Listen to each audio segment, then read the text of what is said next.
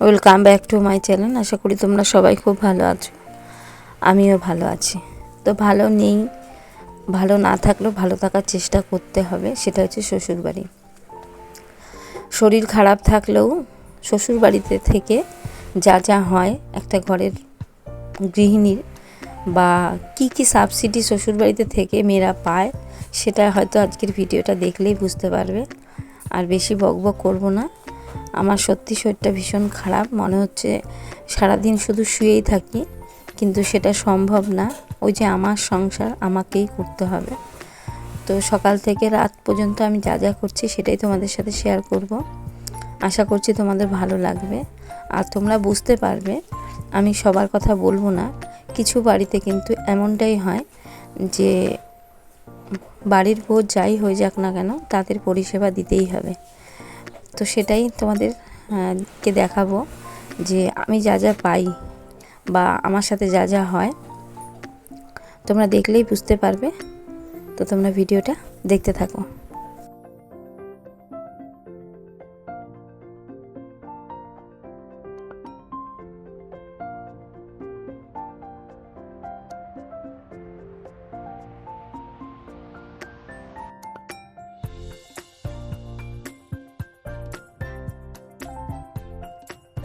সকাল সকাল একদিকে ভাত বসিয়েছিলাম, একদিকে চা করলাম। তো চাটা দিয়ে দিয়েছি, আমার চাটা খাইনি, অপেক্ষায় আছি ঠান্ডা হওয়ার। আর আমি লিকার চাটাই খাচ্ছি। আর এদিকে ভাতের জল বসিয়ে দিয়েছিলাম, ভাতের জল গরম হয়ে গেছে। আর এদিকে ডালও ধুয়ে দিয়ে দেবো ডাল করার জন্য। তো বেশি কিছু রান্না করব না, পারছি না বেশি কিছু রান্না করতে।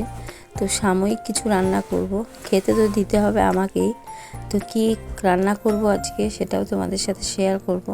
তোমরা যেমন আমার ভিডিও দেখো, তারা তো জানোই যে আমি সুস্থ থাকলে বা আমাদের বাড়িতে বেশ খাওয়ার জন্য আমার ছেলে একরকম খাওয়া খায়, মানে পছন্দ করে, তোমাদের দাদা তো করি। তো সেটা আর আজকে হয়তো সম্ভব হবে না, আমার শরীরটা এতটাই খারাপ। তো ওই যে আলু ভাজা করলাম আর ডাল, তো দেখলে ডাল বসিয়ে দিয়েছি, ডাল অলরেডি কমপ্লিটও হয়ে গেছে। আর এখানে একটু বানাবো পুঁই পাতার বড়া, তো আর কিছু করব না আজকে। এই যে ডাল হয়ে গেছে রান্না করা, আর আলু ভাজাও কমপ্লিট হয়ে গেছে। আর এই যে বাসন মাজাও কমপ্লিট। আর তোমাদের দাদা দেখো খাওয়া দাওয়া কমপ্লিট হয়ে গেছে, এখন যাবে তোমাদের দাদা কাজে বেরিয়ে।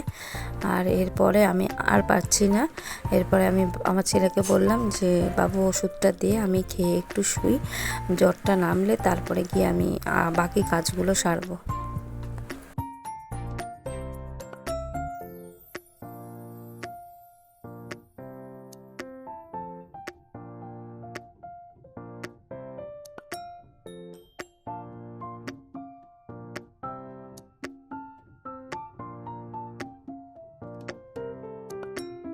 একটু শুয়েছিলাম, তারপরে দেখো বিছানার অবস্থা।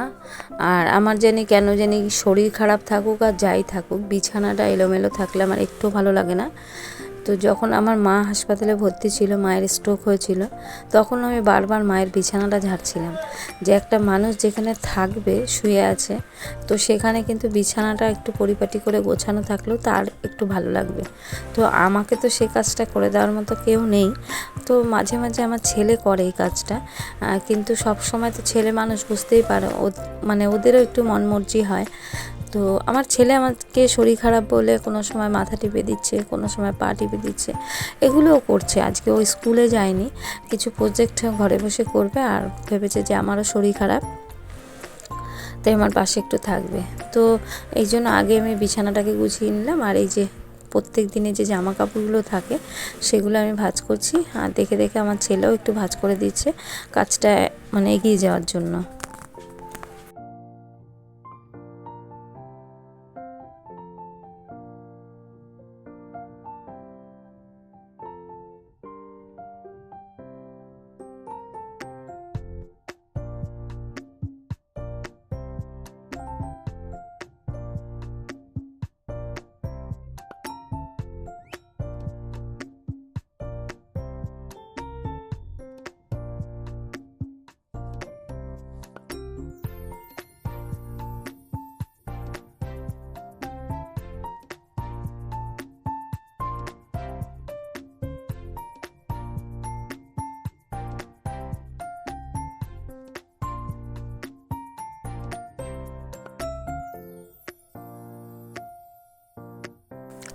মানে সব কথার মধ্যেখানে একটা কথা না বললেই নয়, সেটা হচ্ছে আমার যা।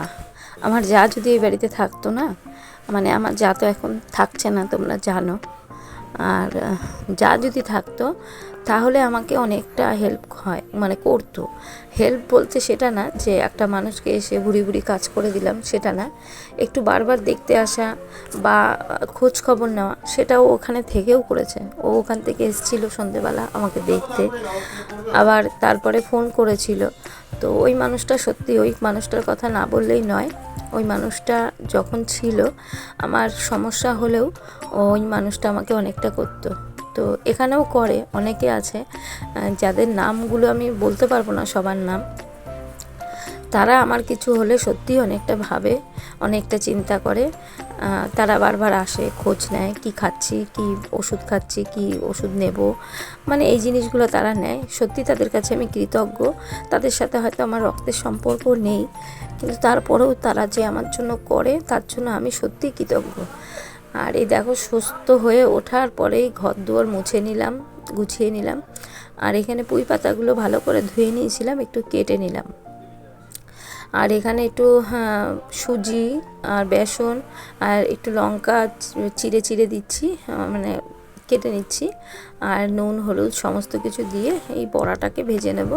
আর সত্যি এই বড়াটার জন্যই হয়তো একটু ভাত খেতে পেরেছি, নাহলে মানে খেতেও পারতাম না। আজকে কদিন ধরে মনে হচ্ছে আমার ঘরে মা লক্ষ্মী বর দিয়েছে, কেননা যাই ভাত রান্না করছি, ভাত একদম হাঁড়িতে ভরে আছে। আর সেই ভাতগুলো কিছু সময় তোমাদের দাদারই খেতে হচ্ছে, যেহেতু আমার জ্বর, ঠান্ডা ভাত খাবো না বা দেবে না আমাকে, বলবে থাক আমাকে দাও। তো মানে সেই কারণে ভাবছিলাম যে যতটা পারি কম চাল নিই, তো নিয়েছিলাম। তো যাই হোক, খাওয়া দাওয়া করে আমি জ্বরের ওষুধ খেয়ে একটু বিশ্রাম নিয়েছিলাম। তারপরে চলে এসেছি সন্ধেবেলা সন্ধে দিতে। আর তোমাদের দাদা আজকে অনেকটা লেট হয়েছে। সন্ধেবেলা সন্ধেটা অনেক সময় তোমাদের দাদাই দেয়, বেশিরভাগটা তোমাদের দাদাই দেয়। আমি চলে যাই কাজে। আর আজকে তো সকাল থেকে পারিনি কাজে যেতে, শরীরটা এতটাই খারাপ এই কারণে। তো এখন সন্ধে পুজো দেব, তারপরে যাব কাজে। কাজ থেকে এসে আরও সংসারে কাজ আছে, তো তোমরা পাশে থাকো, দেখতে পাবে।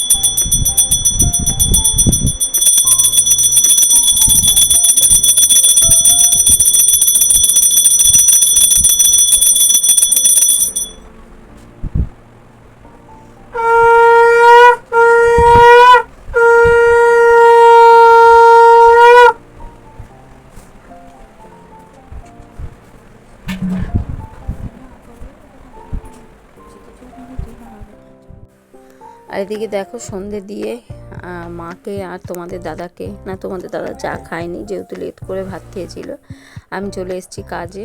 তো চোখ মুখটা জ্বলে যাচ্ছে, কি করব, কিন্তু আমাকে সব দিকটাই দেখতে হবে। যেমন আমার সংসারে কাজগুলো আমার দায়িত্ব, তেমন আমার এখানে কাজটাও আমার দায়িত্ব। তাই যতই কষ্ট হোক চলে এসেছি কাজে।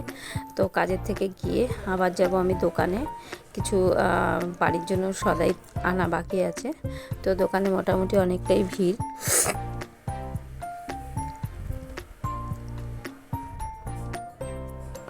তো ওই দোকানে বলে দিলাম যে আমার শরীরটা একটু ভালো না, তুমি একটু তাড়াতাড়ি যদি দাও ভালো হয় তাহলে। এই যে আমাকে দিয়ে দিয়েছে আমার সদাই, আমি বাড়ি গিয়ে দেখাচ্ছি তোমাদের। তো এই যে দেখো, দোকান থেকে নিয়ে এসেছি এখানে আমি একটু আটা, আর নিয়ে এসেছি এখানে ডিম। তো দেখলেই সকালে যা রান্না করেছি তাতে করে মানে এগুলো রাতে খাওয়া যায় না, মানে খেতে পারবে না এগুলো দিয়ে। কী বা খাবে, বড়াও নেই, আর আলু ভাজা সকালে খেয়েছে, দুপুরে খেয়েছে। তো নিয়ে এসেছি ডিম, আর ডিমের তরকারি বানাবো না, তো কি বানাবো সেটা তোমরা দেখতেই পাবে। আর এই যে আটাটাও কিন্তু আটার ড্রামে ঢেলে নিলাম।